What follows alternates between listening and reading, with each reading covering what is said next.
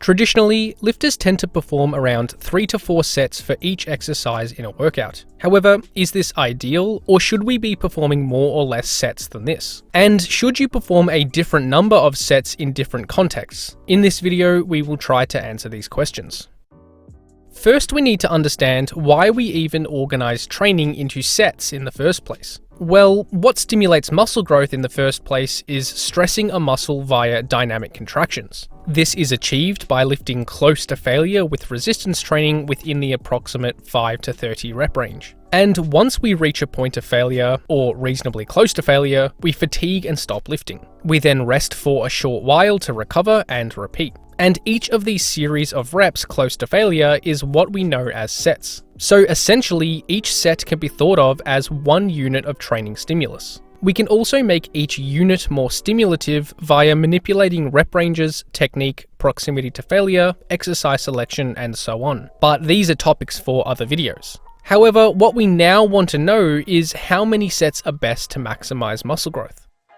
For this question, it is best to start by looking at total weekly volume. This refers to the total number of hard sets we perform for each muscle group each week. This accounts for all sets which directly train a specific muscle group. And total weekly volume seems to be the most important consideration regarding the number of sets we perform. So how does total weekly volume influence muscle growth? Well, this systematic review analysed the evidence on the effects of low, moderate, and high volume training on muscle growth. The researchers categorised low volume as training a muscle with less than 12 sets per week, moderate volume as 12 to 20 sets per week, and high volume as greater than 20 sets. Overall, it was found that moderate volumes were superior to low volume training. And there was a trend suggesting that high volume training was slightly superior to moderate volumes, but this only reached statistical significance for one of the muscles analysed, the triceps. This can be seen here with the diamond being towards the right-hand side of the midline.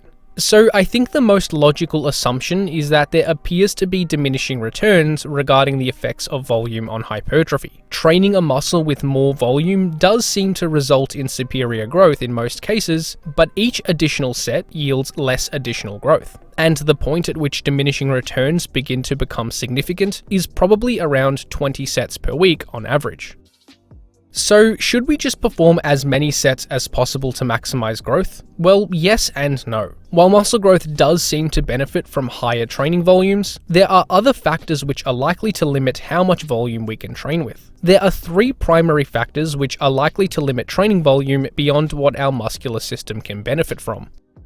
The first is joint stress. This refers to pain or irritation experienced by the joints and connective tissue. While our connective tissue is adaptable, there is ultimately a threshold of volume as to how much each joint can handle. Eventually, performing so much volume will likely cause some sort of pain or irritation on some connective tissue that is being heavily stressed. We should try to mitigate joint stress as much as possible by using strict technique, appropriate loads, and smart exercise choices, but inevitably there is a limit as to how much they can handle. Furthermore, hypertrophy training is very forgiving in that it can be achieved with many different training methods. So if any joint pain does arise, trainers can manipulate other variables to alleviate these issues. For these reasons, joint stress probably isn't going to be a limitation when it comes to hypertrophy training in most cases. The next factor that could potentially limit how much volume we perform is excessive systemic fatigue. This isn't a well-defined term, but it can generally be thought of as global fatigue induced by excessive stress, in this case training stress. Lifters have reported that certain symptoms tend to arise when training with too much volume and/or intensity for extended periods of time. These symptoms include a decreased motivation to train, inhibited sleep quality, increased tiredness, and an increased prevalence of illness. While these are similar symptoms of overtraining, they may be prevalent without a decrease in performance, which would be the definition of overtraining. So at some point, it is likely that you will run into systemic fatigue issues if volume is increased to excessive levels.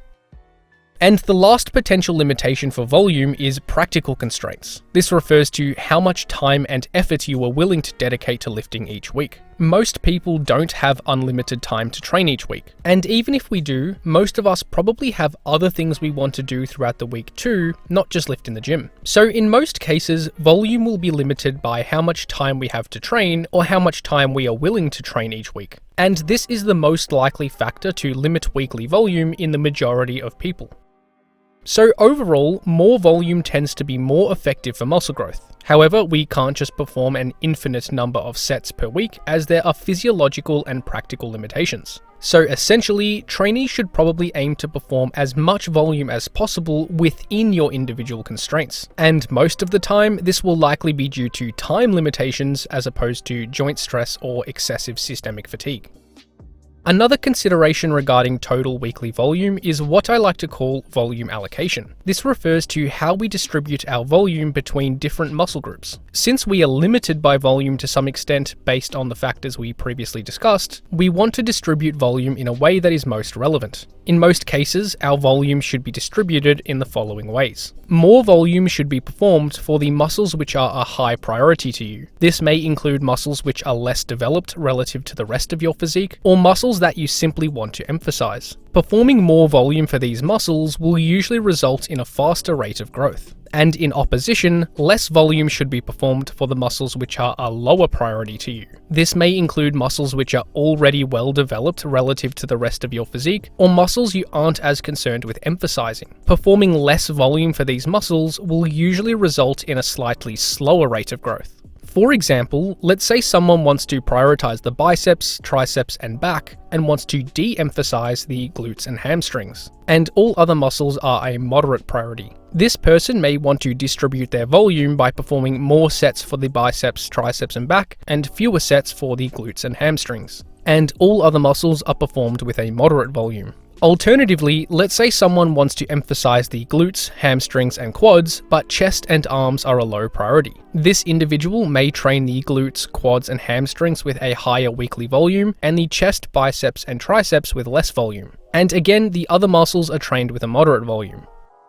So now that we understand how many total sets should be performed per week, we can now discuss how many sets should be performed for each muscle group within a session. So this is essentially a question of volume and frequency. Should we perform all our weekly volume for a single muscle in a single session, or is it better to split this volume throughout the week? The best evidence we have on this topic is this meta-analysis which compiled the evidence looking at the effects of frequency on hypertrophy. When training a muscle with the same amount of weekly volume, it was found that frequency didn't have any major effect on muscle growth. There did appear to be a slight trend in favor of training a muscle multiple times per week rather than performing all your volume in a single session, although these findings weren't considered statistically significant. So whether you train a muscle with all your volume in one session or distribute it between multiple sessions per week, it probably isn't going to make all that much of a difference. Although if it is feasible, it is probably a little better to try and distribute your volume among 2 or more sessions per week for each muscle group.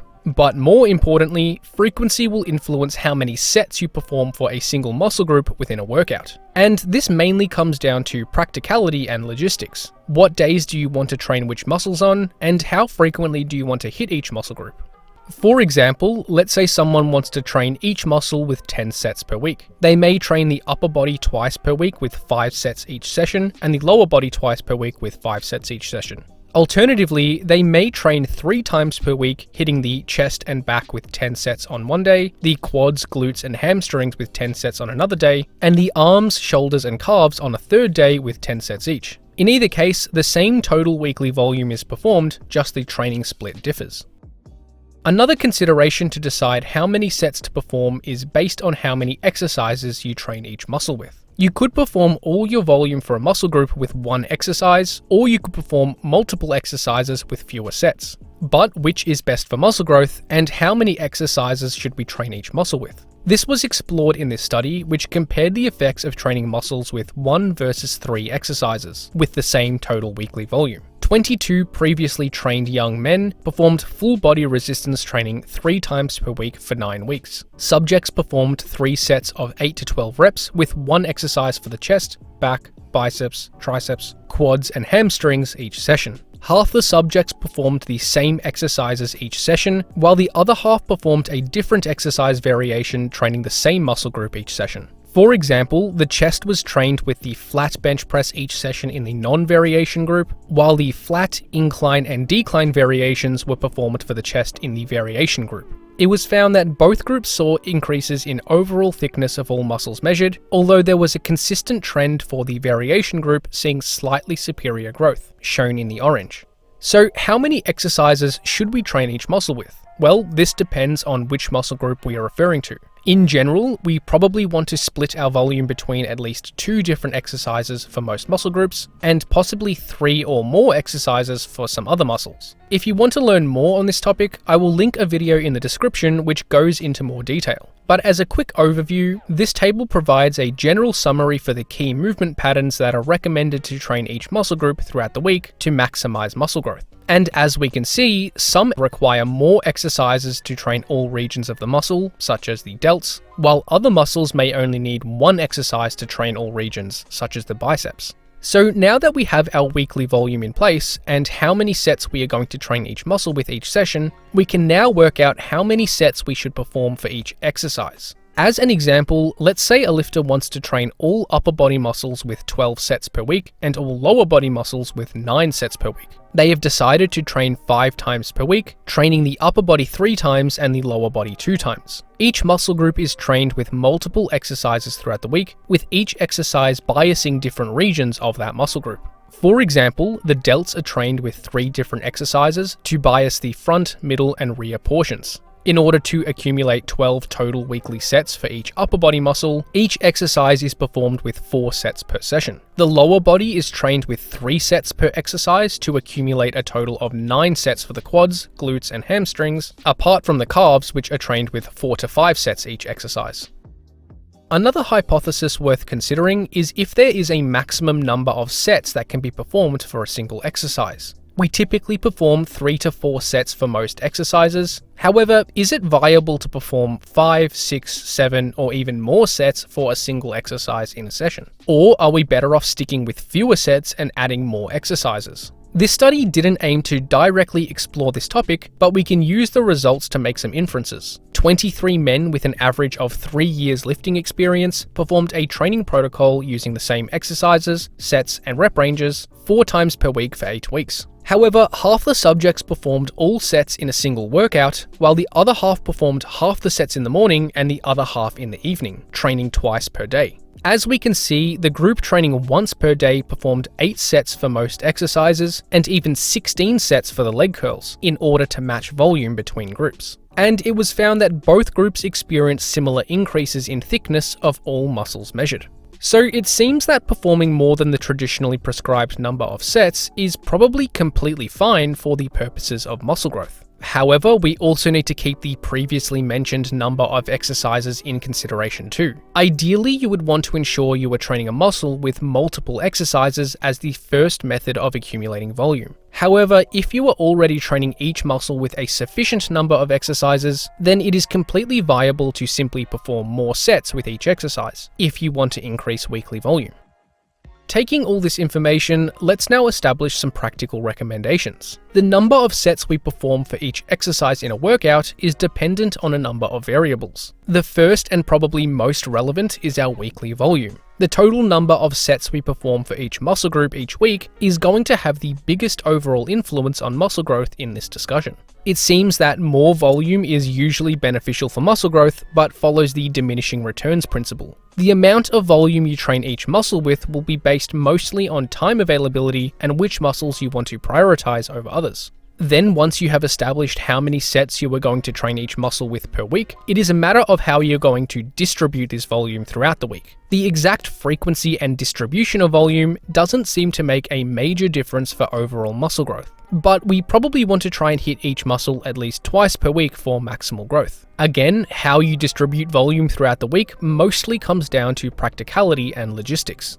Next, we need to decide how many exercises we are going to train each muscle with throughout the week and in each session. Depending on the muscle group, we may want to implement a greater or lesser number of exercises. Once you have determined how many exercises you will train each muscle with, the sets simply need to be adjusted to meet your weekly volume targets.